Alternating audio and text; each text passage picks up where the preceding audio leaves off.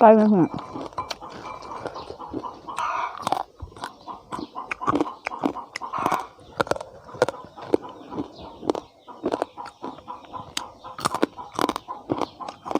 คนจะไปหนามาลังนะคะฝากกดไลค์กดแชร์กดติดตามขอกระลิ่งอีสานมั่งเลยเกินได้ขายถึง10 บริพาเคียงใหม่ต่อไป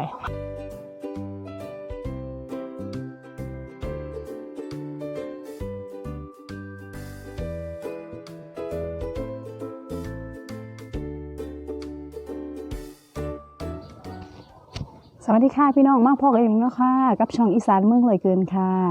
มื้อนี้อีสานเมืองเลยเกินสิพาพี่น้องมากินตำหอยดองปูทะเลค่ะพี่น้องอันนี้เป็นปูหม่านะคะนี่ค่ะอันนี้เป็นหอยดองพี่น้องเห็นปะค่ะลองมาก็ได้พี่น้องไปตลาดไปร้านค่ะเห็นอันหอยดองคิดอยากพี่น้องลองมาตำมึงพี่น้องแซ่บๆน้ำกันค่ะ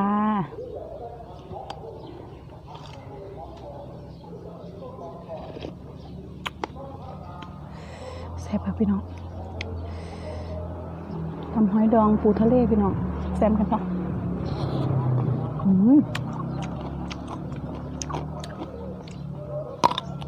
เครื่องเคียงกับนี่บะเขือพี่น้องบะเขือโหระพาบะแข้งขนมจีนค่ะ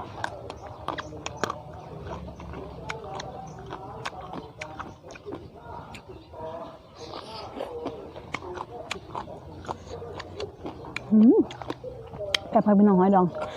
ไม่เคยกินนักเถื่อดิค่ะครั้งแรกชีวิตเลย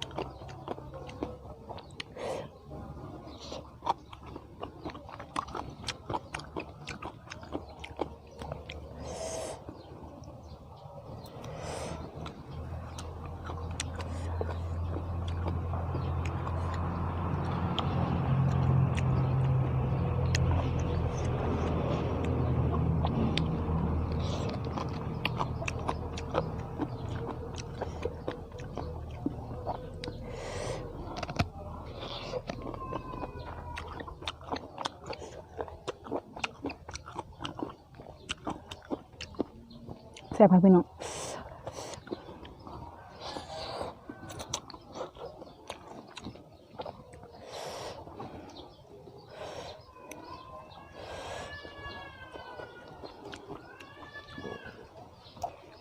ลูกสาวก็ให้ย่ายเอาให้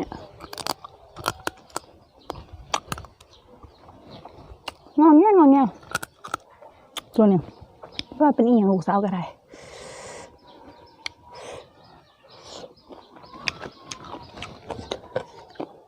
มันเน้นมะเขือเทศเลยพี่น้องมะเขือเทศหลายค่ะ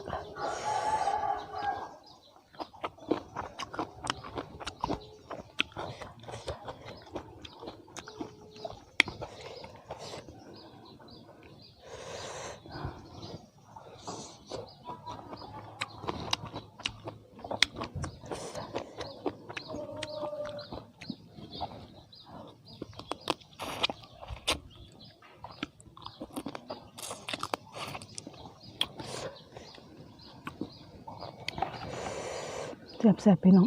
ไม่เคยกินจักเกลือแซ่บตัวไหนจังสิกระไดลองซื้อมาขวดหนึ่งค่ะขวดละ40 บาท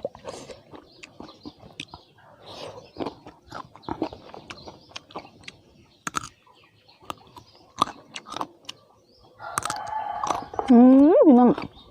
ลืมแคบหมูแล้วจะค่ะไปเอาแคบหมูมาแป๊บนึงค่ะจังไหนจังลืมพี่น้องมันจะของคักตั้งใจเจียวปักคักเลยเด้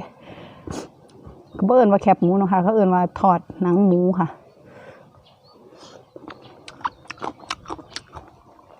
ใส่แท่นแคบหมูหน่อยเฮ็ดเองค่ะ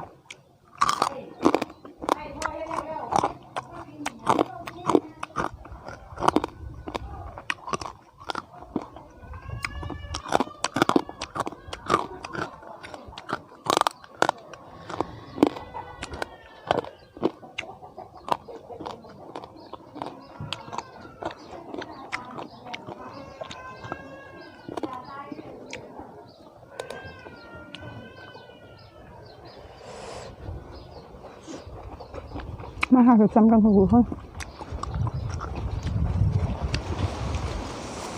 พี่น้องลมแห้งครับมาชมสวย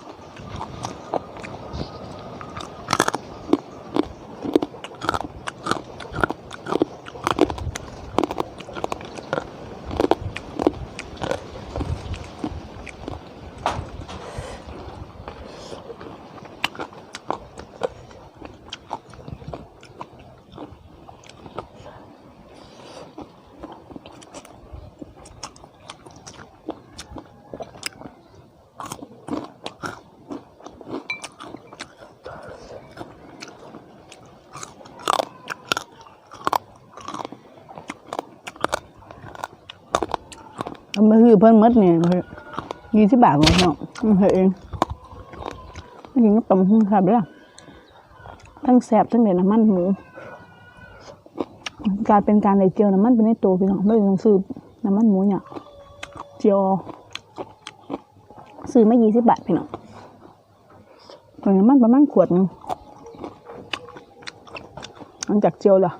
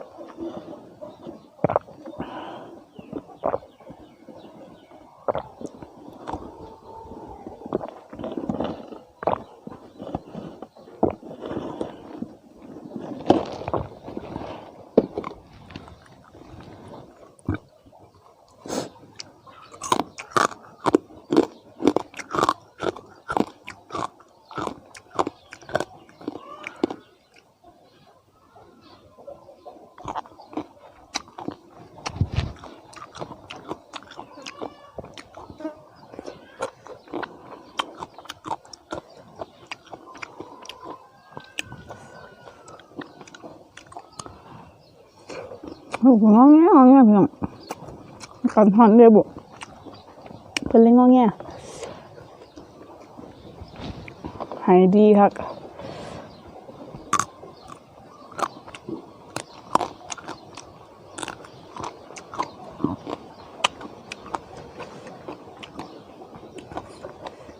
มันเน้นเครื่องพี่น้องเครื่องเน้นเลยไหมจ๊ะ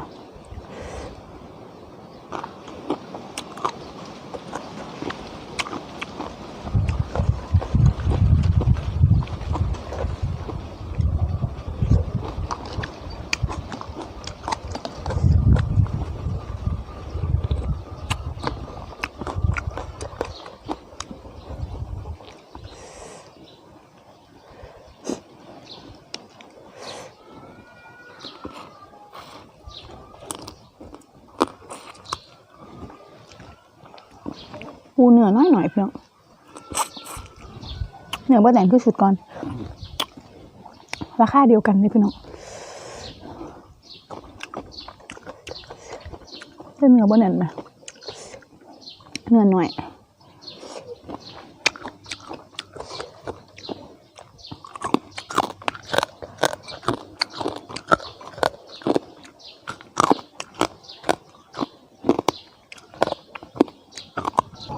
ร้านมึงเหมือนเกินกันเลยสิได้ฝ่าไปหาลูกที่เพิ่นเนาะเพิ่นยากเอาเพื่อให้ออกกับบ่ได้ฮะ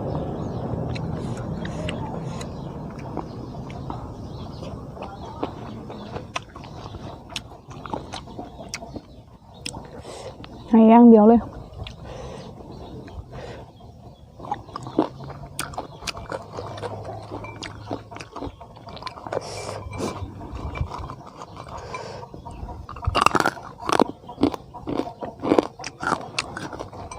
แถวเบื้องหนังเอาก้อนมาก้อนง่ายแล้วมันก็ยำบ่แตก